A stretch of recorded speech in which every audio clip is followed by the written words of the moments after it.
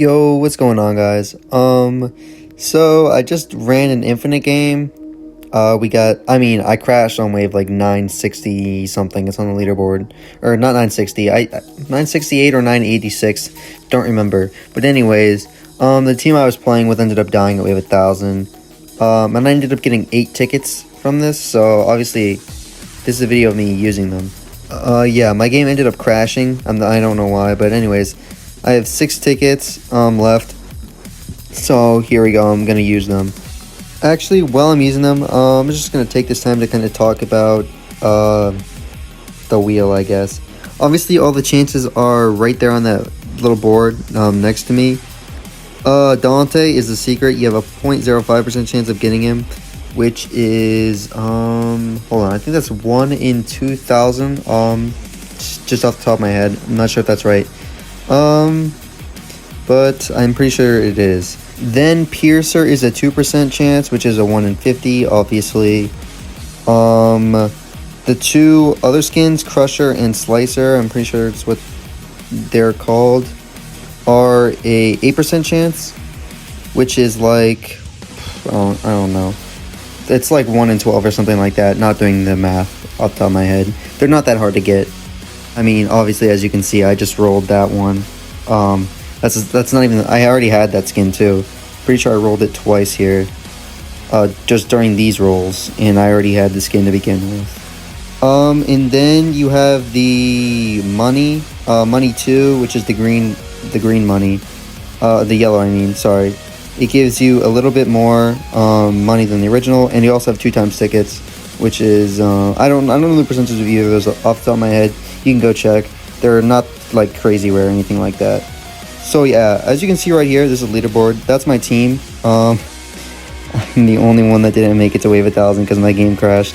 969 is where I got disconnected, and everybody else ended up dying at wave 1000. So I couldn't.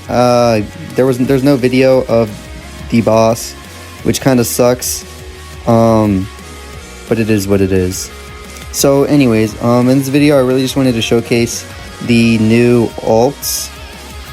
Sadly, can't showcase Crusher because it is an AV alt, and I don't have AV. So before I get started, I just wanted to say that I'm pretty sure all of these alts are based off of things from Combat Warriors, because in that game they have the Slicer, the Baller, they have the Crusher, and they have the Piercer. Now in that game, Piercer has a bow, and in this one it has a gun. So that's a little bit different, but anyways, I'm just going to get right into the showcase real quick. So the first thing we're looking at is Slicer, obviously. So it's based off of the thing from Combat Warriors. But anyways, level 1 is just like that. Level 2 has a fedora and a little mask now. Level 3 has the sword pack on its back. And level 4 has glasses. Yeah, and level 5... gets like a total remake, whatever. This is what it looks like. I think it's really cool. I really like this. It reminds me of Max Baller as well. Alright, so the next level we're going to look at is Piercer. Now level 1, he starts with a jetpack, he's floating, and he has his little laser gun. Level 2, he gets a little hat thingy, helmet, and then he gets an eyepiece as well. Level 3, he gets a little floating thingy next to him. I don't know what really that is. It looks cool though. And then level 4, he gets the mouthpiece, and then level 5, he gets like rings. He gets a total rework, or not rework, kind of remake. Yeah. All right. So now I just kind of want to see, how far this tower can make it, or not. Well, the Piercer tower can make it in endless without dying. Now, obviously, I did use Fetty Gun for early game. So, you might need a different tower. I don't know how good this tower is for early game. Obviously, I didn't use it. But from wave... What is this? 86? Yeah. From wave 86 till, whenever it dies. We'll see how far it makes it from wave 86. And I assume this tower can solo from, probably the beginning till this wave. Since before this, it's not, insanely difficult. Also, this tower is extremely cheap. To just max. You can pretty much just spam maxes, so this tower is extremely easy to use, and it's not expensive in the shop either, I believe. So this might be a really good tower for beginners. But for now, I think I'm just going to skip to the high final boss fight. Alright, so here's wave 100, and actually I didn't even realize that the boss spawned the first time until like literally now. You shredded. This is a really good tower, because piercing is just overpowered in this game. I might not have it like insane damage, but it's also extremely cheap, so it's really worth it in my opinion. It is actually a very good tower, not gonna lie. Alright, so now I think I'm just gonna skip to either when we die or some other point, like the funny man or something like that. I don't know, we'll see. Alright, so I came back a little early because I wanted to showcase Queso, which is one of the new enemies that they added. They added 2 new enemies, this one and the boss, I'm pretty sure. Queso is just like a slow tanky enemy. He's not hard. He doesn't really add much. He's cool though. He's different from all the other ones. The other characters are all blocky, and he's not. But also they removed bombers from Endless, which is great because those were so annoying because they would just stun everything. So you had to, you couldn't spam your towers all up at the front. And honestly, I would have died way sooner here if bombers were still in the game, because it would have just went there and stunned all my bombers, and the Quandels and stuff would have just ran past.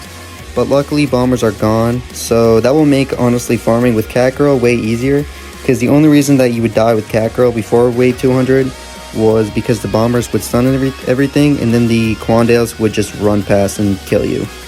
So now I'm just going to skip to either when we die or the funny man boss fight. Alright, so we made it to wave 200 pretty easily. It's like this tower is just really good, and this boss fight does take a little bit of time, but you do win.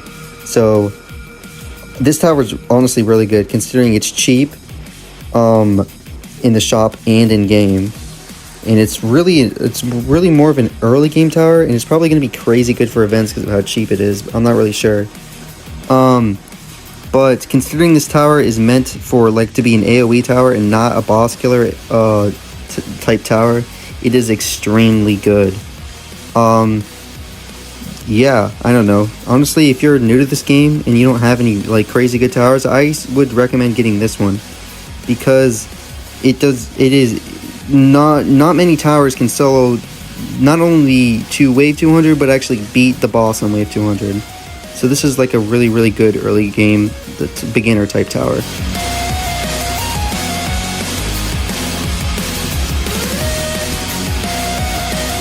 So yeah, you killed the funny man without really much of a challenge. And now I'm just going to skip till we end up dying or the catastrophe wave 250.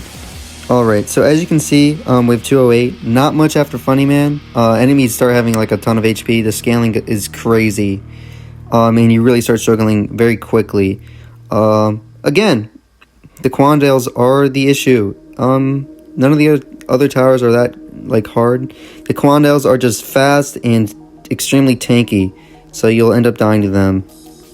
So yeah, you'll die there. And as you can see right here, I didn't get a ticket. You get a ticket from wave 250 and wave 500.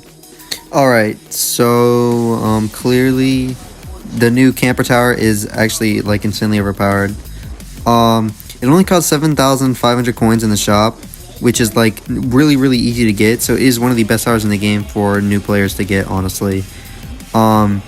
So I might bring back the Noob to Pro series and get that on there and then just farm with it, because you can easily beat wave 200 with that tower if you're doing whatever it's called, if you're on standoff. So yeah, it's really good for farming. But anyways, I hope you guys found this video helpful. In the next video, I'll probably go over how to get tickets and stuff like that effectively, and just go over how the wheel works in general. I hope you guys enjoyed, and I hope you found this video helpful in some way. I don't know. But yeah, I'll see you guys next time. Bye.